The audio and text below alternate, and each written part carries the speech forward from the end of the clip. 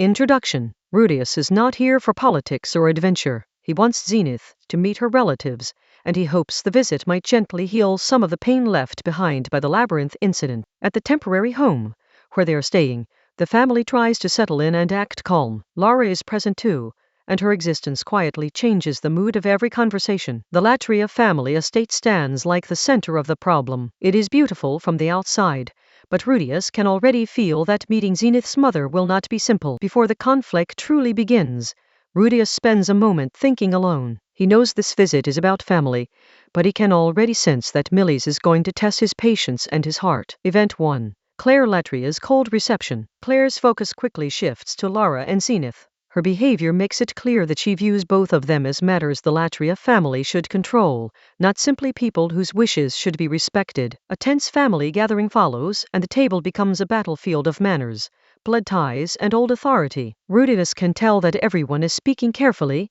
but no one is truly at ease. When Rudius leaves the manor, his mood is already dark. Claire's attitude convinces him that this is not going to be a normal visit between relatives. Back at the house, the family feels the pressure of what just happened. No one can relax, because it is obvious Claire is not ready to let Zenith go. Event 2. Zenith disappears. Rudius rushes out with Aisha to search the city. He moves fast, but Aisha still keeps up with him and helps him think clearly while he fights panic. Their investigation leads them through taverns and rough corners of the district. They question locals, follow clues, and try to find the last person who was seen with Zenith. At last they find Geese, drinking and talking as if nothing is wrong. The sight of him only makes Rudius more suspicious and more furious. Rudius corners Geese with magic and forces the truth out of him. Geese explains that he handed Zenith over to a servant of the Latria family, which means the abduction was planned. Event 3. Rudius turns to the Pope. Rudius is so angry that he even suggests kidnapping the blessed child in return. For once, his rage is completely open, and it shows how deeply Zenith's treatment has hurt him. Cliff tries to calm him down before he does something reckless. He reminds Rudius that anger alone will only make the situation worse. With no better path in sight, Rudius begins visiting the church garden. He is waiting for a chance to contact people who can help him reach the center of the problem. There he finally meets the blessed child and Therese. That meeting becomes the first hopeful turn in the whole Millie's incident. Event 4. Therese and the blessed child. The blessed child also enters the picture. Surrounded by guards and church power, she seems fragile at first glance, but her presence carries a quiet authority. Rudius, Cliff, and Aisha then gather around a map to talk through their options. They need a plan that can break the Latria's hold without turning Militian into a battlefield. Therese tries to open a line to Claire, but the family conflict is already too tangled for a simple apology. This is no longer just a quarrel between relatives. As evening falls, Rudius stands alone with the weight of the next decision. He realizes that if normal negotiation fails, he will have to overturn the board entirely.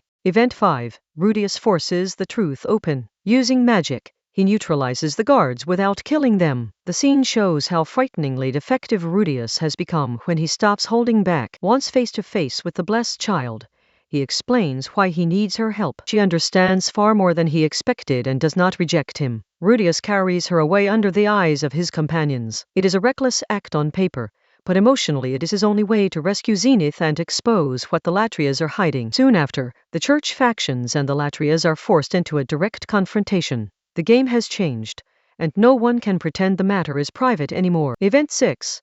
Public hearing and memory reading. The blessed child uses her power to read memories. By looking into people's eyes, she can pull hidden thoughts and buried truths into the open. The memories she reveals change the mood of the room. What seemed like a simple question of custody is exposed as a painful mix of control, fear, and distorted love. Rudius watches the revelations in silence, and even he starts to see parts of the situation differently. The truth does not excuse the harm, but it makes the emotions underneath it impossible to ignore. Around them, the crowd reacts with shock. Some are outraged, some are ashamed, and some are finally forced to admit what they refuse to see. Event 7.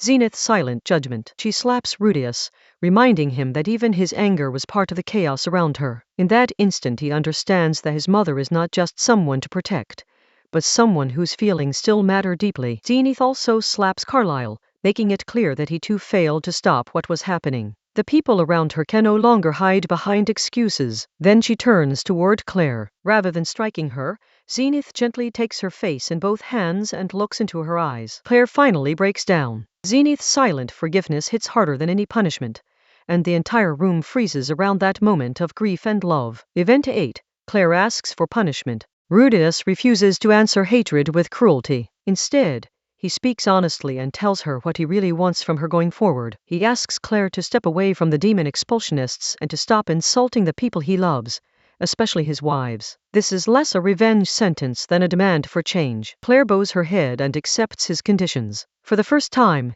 she agrees to trust Rudius instead of trying to control everything herself. Their handshake closes the conflict. The reconciliation is not perfect, but it is real, and it gives Zenith's family a chance to move forward. Event 9. Gratitude after the crisis. The blessed child, now free to speak more openly with him, becomes warmer and more human in Rudius's eyes. Their relationship shifts from political necessity to genuine trust. Rudius even gives her a guardian beast, an owl-like protector later named Nurse. It is a small act, but it symbolizes that she is gaining a future beyond being used as a tool. With the crisis settled, the family can finally sit together without open hostility. Zenith, Lara, and the others are surrounded by people instead of schemes. For a short while, Militian feels almost peaceful, but the story is not finished, because one traitor has already slipped out of reach. Event 10. Geese escapes Millie's. The city keeps moving around the heroes, yet beneath the normal streets Rudius can feel a larger threat growing. Geese's escape means the human god still has a hand on the board. Rudius and his allies begin discussing the bigger picture. This is no longer just about a family matter in Millie's. It is about the coming war around Orsted and Hitagami. Important names and dangerous figures begin to surface in those discussions. The world outside this arc is shifting, and powerful warriors are already being drawn into the storm. The volume uses this section to turn the reader's eyes forward. The family conflict is resolved, but the next battle is already being prepared somewhere else. Event 11. The blessed child looks forward. She reflects on strength, faith, and the people who inspired her. The image of great warriors and distant legends starts to matter to her in a personal way. Rudius's involvement changes the path of her life. Instead of waiting passively for fate, she begins to imagine what she herself wants to become. This part of the volume feels quieter than the courtroom drama, but it is still important. It shows that the rescue did not only save Zenith, it also changed the blessed child. By the end, there is a sense of dawn after a long night. Millie's is calmer, and some of its people are finally able to look toward tomorrow. Event 12. Extra the blessed child's resolve. A vision of a fearsome swordsman and memories of strength stirs something in her. She begins to admire people who can act boldly instead of only enduring quietly. Her admiration for Eris especially stands out. Watching a powerful swordswoman makes the blessed child want to train her own body and become stronger in spirit. She spends time in prayer and reflection, but this is no longer the same stillness as before. It is the stillness of someone preparing to change. Looking over the city, she seems far less like a trapped shrine maiden and far more like a young woman whose future has finally opened. Event 13.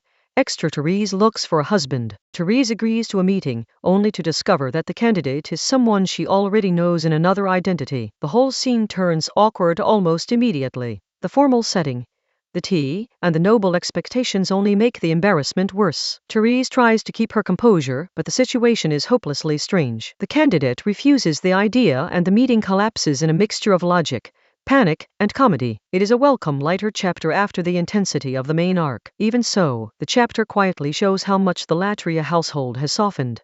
They are still difficult people, but they now feel like a family that can laugh again. Event 14.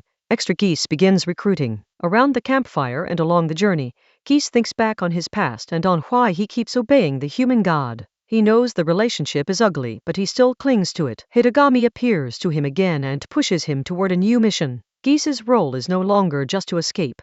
Now he must gather allies for the war against Rudius and Orsted. In a frozen land, he finds a powerful swordsman beside the body of a slain dragon. Geese offers him something dangerous, a path toward the battle he wants. This extra chapter ends the volume on a dark note. While Rudius wins a family battle in Millie's, Hitagami's side is building an army for something far worse. Event 16.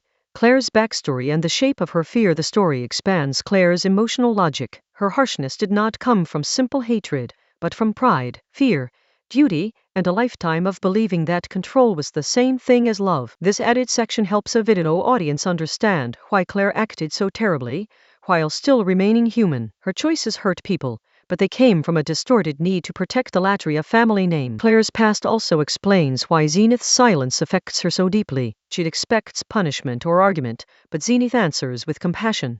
And that breaks through the pride Claire has worn for years. Rudius's anger becomes easier to understand when placed beside Claire's fear. Both of them love Zenith, but both nearly lose sight of Zenith's own heart because they are focused on protecting her. By giving Claire more context, this event makes the Millie's arc feel more tragic than simple. It becomes a story about family love that twisted into control before finally being corrected. Event 17.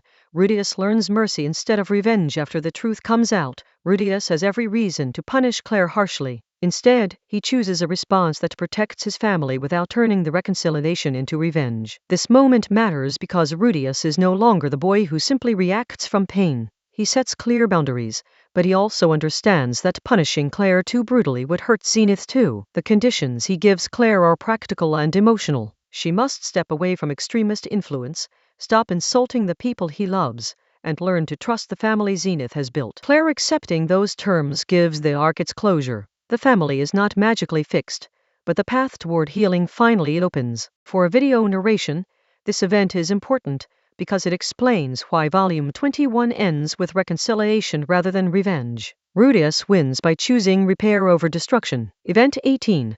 The Blessed Child begins her own future. The Blessed Child is not only a plot device who reads memories. After the crisis, she begins to feel like a person with her own desires, curiosity, and future. Rudius's actions and the people around him give her a glimpse of life beyond being treated as a sacred tool. That matters because her power has always made others define her role for her. Her admiration for strength, especially the strength of people like Eris, hints that she wants to act for herself instead of simply remaining protected or controlled. This section gives the Millie's arc a hopeful side. Zenith is saved, Claire changes, and the Blessed Child also starts moving toward a more independent life. For the overall story, this is a quiet but meaningful development. Rudius's intervention changes more than his family. It shifts the future of someone important within the Millie's church. Event 19. Geese's road toward the enemy alliance.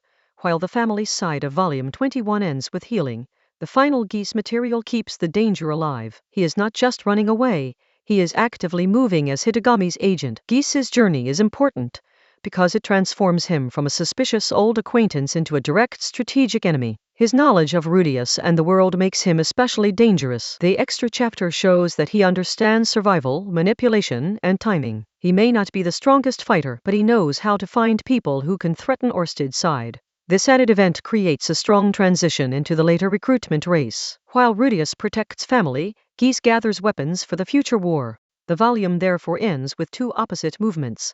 One family begins healing, and one enemy begins building the force that will eventually challenge everything Rudius has protected. Conclusion. Claire's defeat is not death or humiliation, but understanding. Zenith's silent compassion changes the entire shape of the conflict and gives the family a chance to heal. The volume also gives new importance to supporting characters like Therese, Cliff, Geese, and especially the Blessed Child. Each of them leaves this story changed, but Mushoku Tensei never stays quiet for long. In the background, Geese and Hitagami are already preparing the next stage of the conflict, and powerful new enemies are being drawn in. So Volume 21 closes with two feelings at once: relief for the family that was saved, and tension for the storm that is still approaching. It is a calm ending, but not a final piece.